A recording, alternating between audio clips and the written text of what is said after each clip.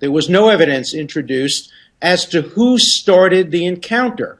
But the media has been presenting a false picture of this, so that many people expected a conviction because they were misstating the facts. The jury didn't hear anything about Trayvon Martin being tackled by Zimmerman. What the jury heard is that no one knows who landed the first blow. No one knows for sure who yelled out, help me, help me.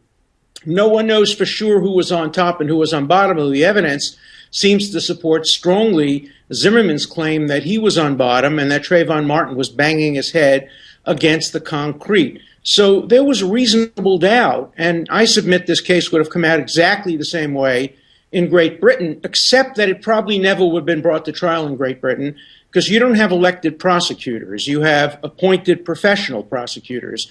In the United States, the professional prosecutor decided not to bring the case, and then the governor, the elected governor, submitted to pressure and appointed a highly politicized prosecutor who overcharged the case as second-degree murder. And the jury, fortunately, was the only institution that was not political and didn't have to account for their verdict. And they saw reasonable doubt and came to what I think is the right verdict in this case. But the public's expectation was different. That's right. The public's expectation was different because the case was tried in the media and because the racial element intervened and because expectations as a result of television commentators and talking heads was that the case was stronger than it actually was. Now, morally, this is a very ambiguous and difficult case.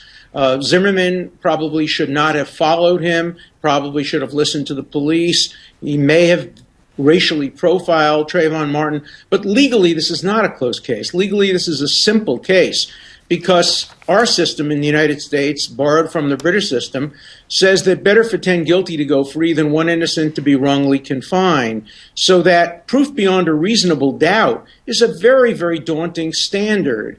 And in this case, there was more than reasonable doubt, and that's why the case never should have been brought to trial at all. But having been brought to trial, the jury came to the right legal verdict, though morally nobody should be praising George Zimmerman for having started, perhaps, an encounter that led to the tragic death of an unarmed young man. I'd like your opinion now on these calls for some sort of civil prosecution. Are these, again, in your mind, emotive calls being made rather than ones that will stand any ground on legal ones?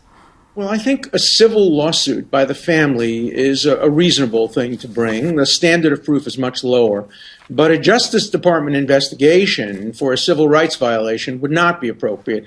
Individuals don't violate other people's civil rights.